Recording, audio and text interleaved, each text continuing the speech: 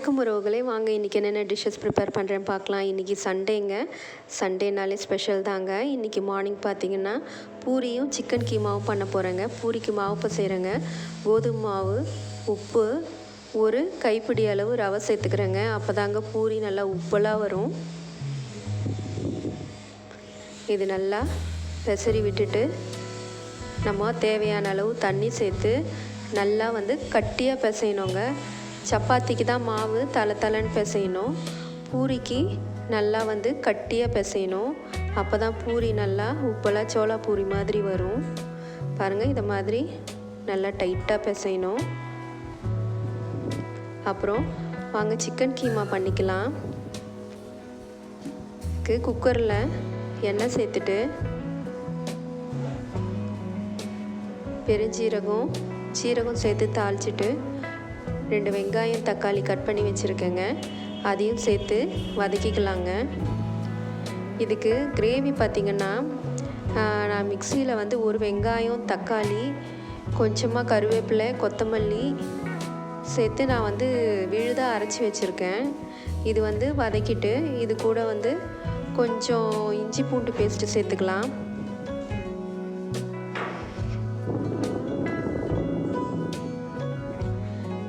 இஞ்சி பூண்டு பேஸ்ட் சேர்த்து வதக்கிட்டு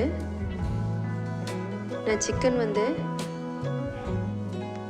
பொடி பொடியாக கட் பண்ணி வச்சுருக்கேங்க, கீமா மாதிரி. அதையும் சேர்த்து நம்ம ஒரு வதக்கிக்கலாம். அப்புறம் இந்த கீமாவுக்கு தேவையான வெறுமிளகாத்தூள், கரம் மசாலா, மஞ்சத்தூள், தனியாத்தூள், உப்பு சேர்த்து வதக்கிட்டு நம்ம அரைச்சி வச்ச அந்த விழுதையும் சேர்த்து நல்லா ஒரு 2 விசில் விட்டு எடுத்துக்கலாங்க. எல்லாம் சேர்த்து நம்ம தேவையான அளவு தண்ணியும் சேர்த்துட்டோம். இப்போது 2 விசில் விட்டுக்கலாம். இது ரொம்ப டேஸ்ட்டாக இருக்குங்க. சாப்பாட்டுக்கும் நல்லாயிருக்கும், பூரி சப்பாத்தி தோசைக்கும் நல்லாயிருக்கும். 2 விசில் விட்டாச்சு. நம்ம சிக்கன் எல்லாம் நல்லா வெந்து வந்திருக்கு.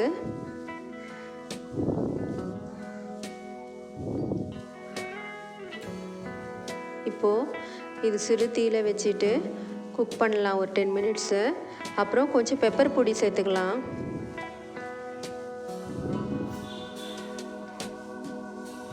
அப்புறம் இது கூட ஒரு முட்டை நான் சேர்த்து கலர போகிறேங்க. முட்டை பார்த்திங்கன்னா டபுள் யோக் ரெட்டைக்கரு முட்டைங்க. முட்டை உடச்சி ஊற்றி இதை நல்லா மிக்ஸ் பண்ணி விட்டுட்டா நம்மளோட சிக்கன் கீமா மசாலா ரெடி ஆகிடுங்க.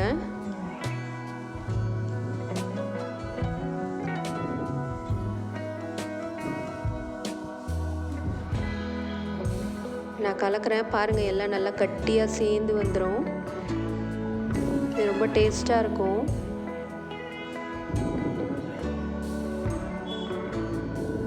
நல்லா உடச்சி விட்ட மாதிரி கலந்து விட்டுக்கணுங்க. அப்போ தான் அந்த முட்டை எல்லா இடத்துலையும் நல்லா கலந்து வரும்.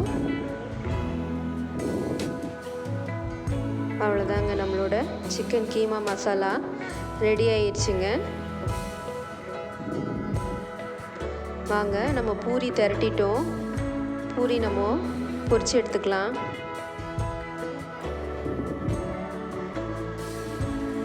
மேலே இது மாதிரி நல்லா அழுத்தி விட்டாக்கா பூரி நல்லா உப்பலாக வரும்.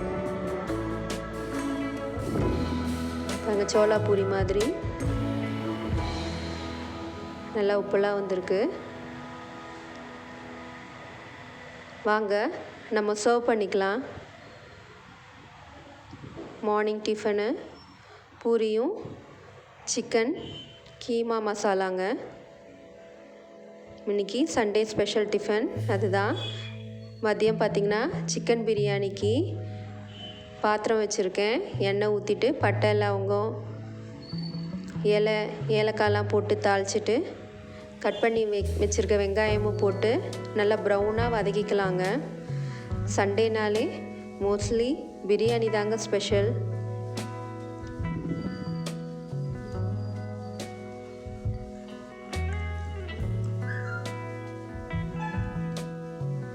வெங்காயம் நல்லா வதங்கியிருக்குங்க. இப்போது பச்சை மிளகாய் சேர்த்துக்கலாங்க.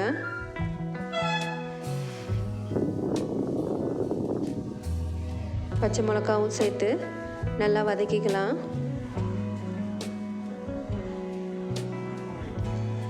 நான் வந்து எந்த டிஷ்ஷஸும் புதுசாலாம் செய்யலைங்க, எல்லோரும் செய்கிறதான் செய்கிறேன். என்னோடய டே டு டே லைஃப் நான் என்ன பண்ணுறேன் சமையல்ன்றதை உங்கள்கிட்ட நான் ஷேர் பண்ணிக்கிறேன். இப்போது வெங்காயம் பச்சை மிளகா வதங்கிருச்சு. நம்ம கொஞ்சம் கொத்தமல்லி அப்புறம் புதினா வந்து 2 கைப்பிடி அளவு சேர்த்து அதையும் நல்லா சேர்த்து வதக்கிக்கலாங்க. நான் பண்ணுற ரெசிபீஸ்லாம் வந்து அளவு எனக்கு தெரியாது, நான் எங்கள் வீட்டில் செய்கிற அளவு தான் நான் வந்து உங்கள் கூட அப்படியே நான் ஷேர் பண்ணிக்கிறேன்.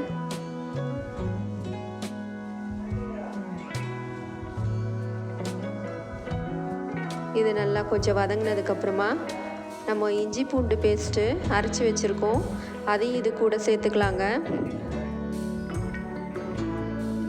நான் இஞ்சி பூண்டு பேஸ்ட்டு வந்து கொஞ்சம் நிறையவே சேர்த்துப்பேன். இந்த பூண்டு ஃப்ளேவர் வந்து எங்கள் ஃபேமிலிக்கு ரொம்ப பிடிக்கும், அதனால் இஞ்சி பூண்டு பேஸ்ட்டு சேர்த்து நல்லா வதக்கிக்கலாம். இது வதங்கினதுக்கப்புறமா நம்ம தக்காளி பழம் கட் பண்ணி வச்சுருக்கோம், அதையும் அது கூட சேர்த்து வதக்கிக்கலாங்க. இன்றைக்கி பார்த்திங்கன்னா பிரியாணி நான் பச்சரிசியில் செய்ய போகிறேங்க. நான் ஏற்கனவே ஜீரக சம்பா ரைஸில் பண்ணியிருக்கேன், பாஸ்மதி ரைஸில் பண்ணி காமிச்சிருக்கேன். இன்றைக்கி வந்து ஒரு சேஞ்சுக்கு பொன்னி பச்சரிசியில் நான் பண்ணுறேங்க. அதுவும் ரொம்ப டேஸ்ட்டாக இருக்கும், சீரக சம்பா பிரியாணி மாதிரியே ரொம்ப டேஸ்டியாக இருக்கும். தக்காளியும் சேர்த்து நல்லா வதங்கினதுக்கப்புறமா நம்ம தேவையான அளவு உப்பு சேர்த்துக்கலாங்க. அப்புறம் மஞ்சள் பொடி ஒரு 1/2 ஸ்பூன், அப்புறம் வெறும் மிளகாத்தூள் வந்து சேர்த்து அதையும் நல்லா சேர்த்து வதக்கிக்கலாங்க.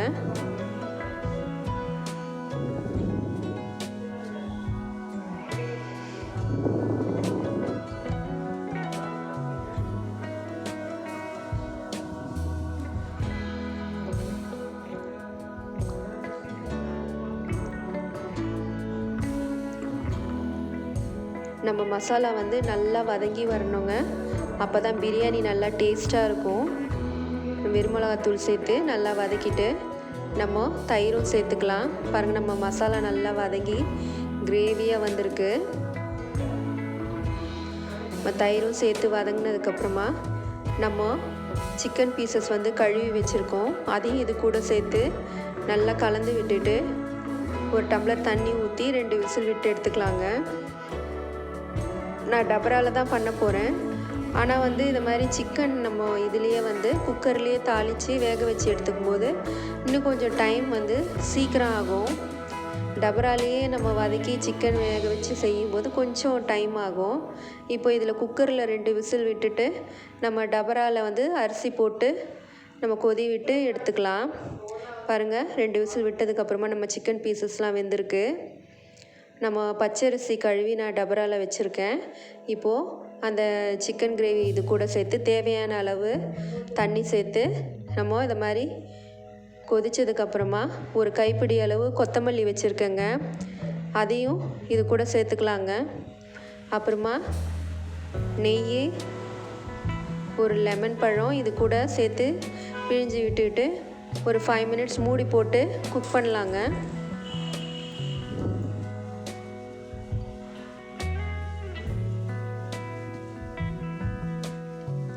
இன்றைக்கி இந்த பிரியாணி கூட சைட் டிஷ் பார்த்திங்கன்னா நான் வந்து கத்திரிக்காய் பச்சடி, அப்புறமா ரஸ்க் ஹல்வா கேட்டிருக்காங்க பசங்க, அதுவும் பண்ண போகிறேன். பாருங்கள், இது ஒரு 5 மினிட்ஸ் வந்து நல்லா கொஞ்சம் தண்ணி இழுத்துச்சு. இப்போ இதை கொஞ்சம் கலந்து விட்டுட்டு நம்ம டம் போட்டு மூடி வச்சிடலாங்க. இந்த டம்லே நல்லா வெந்து வந்துடும்.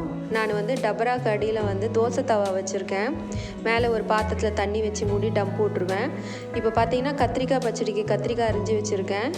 ஒரு ப்ரெஷர் பேனில் எண்ணெய் ஊற்றிட்டு கடுகு, சீரகம், வெந்தயம், மிளகு, சீரகம், பெருஞ்சீரகம், பெருங்காயத்தூள் சேர்த்து நம்ம அது பொரிஞ்சதுக்கப்புறமா வெங்காயம் தக்காளி சேர்க்க போகிறோங்க.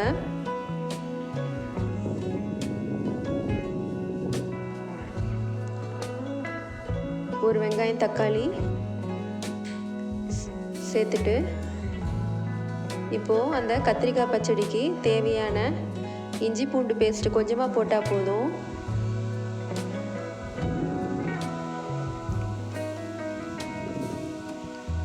இஞ்சி பூண்டு பேஸ்ட்டு. இதுக்கு வந்து குழம்பு மிளகாத்தூள் போட தேவையில்ல, தனி மிளகாத்தூள், மஞ்சத்தூள்,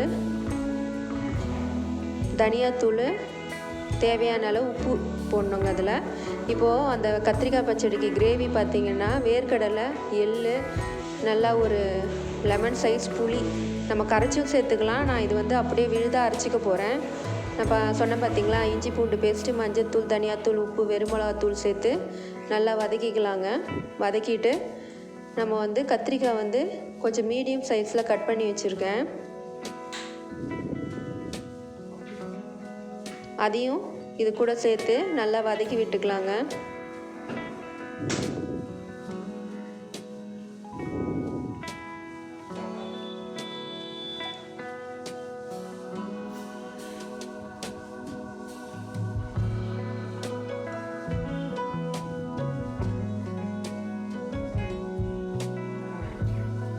மாதிரி நல்லா வதக்கி விட்டதுக்கப்புறமா நம்ம விழுது அரைச்சி வச்சுருக்கோம் இல்லைங்களா, புளி, எள், வேர்க்கடலை, அதையும் கூட சேர்த்துட்டு நம்ம தேவையான அளவு தண்ணி சேர்த்துட்டு ஒரு 2 விசில் விட்டு எடுத்துக்கிட்டாக்கா நம்மளோட கத்திரிக்காய் பச்சடி ரெடி ஆகிடுங்க.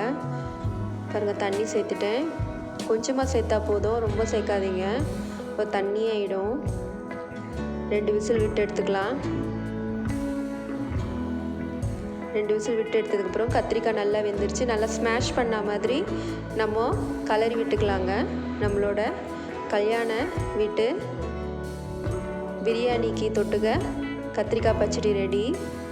அடுத்து நம்ம ரஸ்க் ஹல்வா பண்ணிக்கலாம். ரஸ்க் இதை மாதிரி உடச்சி நம்ம மிக்ஸி ஜாரில் சேர்த்து கூட ஒரு 4 ஏலக்காய் சேர்த்து நல்லா பொடி பண்ணி எடுத்துக்கலாங்க. நம்ம இதை மாதிரி கொஞ்சம் நரன்னு பொடி பண்ணி எடுத்துகிட்டு ஒரு பேனில் நெய் சேர்த்துருக்கோம். முந்திரி திராட்சை சேர்க்க போகிறோம். இப்போது சேர்த்து இது கொஞ்சம் பொன்னிறமாக வறுபட்டதும் நம்ம பொடி பண்ணி வச்சுருக்க அந்த ரஸ்க்கு பொடியை சேர்த்துக்கலாம். சேர்த்து இதுலேயே கொஞ்சம் வாசனை வர வரைக்கும் நம்ம வறுத்துக்கலாம். ரொம்ப ப்ரௌனாக வறுக்கணுன்னு அவசியம் இல்லைங்க. லைட்டாக சூடு ஏறினா மாதிரி வதக்கினா போதும். கொஞ்சம் லைட்டாக வறுபட்டதும் நான் ஒரு பாத்திரத்தில் வந்து பால் வந்து காய வச்சு வச்சுருக்கேன். கொஞ்சம் வெதுப்பான பாலாக இருக்கட்டும். அது வந்து இப்போது அந்த பாலை ஊற்றி நல்லா இதை கலந்து விட்டுக்கலாங்க. ரொம்ப தளர்த்தியாக வேணும்னா நிறைய பால் விட்டுக்கலாம். நான் கொஞ்சம் கட்டியாக செய்யறதுனால கொஞ்சம் திட்டமாக பால் சேர்த்துக்கிறேன். இப்போ இதை நல்லா கலந்து விட்டுக்கணுங்க. இது வேகணும், பதம் வரணும் அதெல்லாம் எதுவும் இல்லைங்க. இது ரொம்ப ஈஸியான அல்வா இது.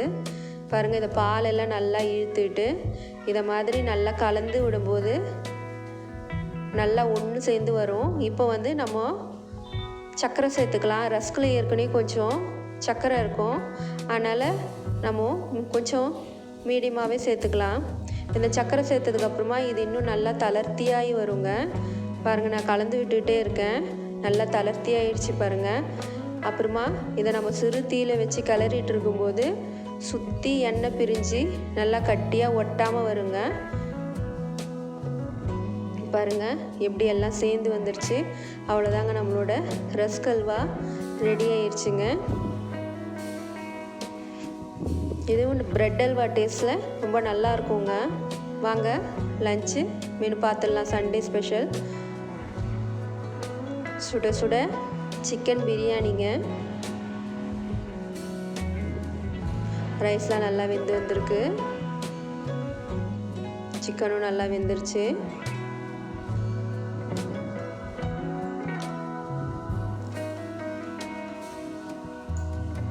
அப்புறமா நம்மளோட ரஸ்க் ஹல்வாங்க.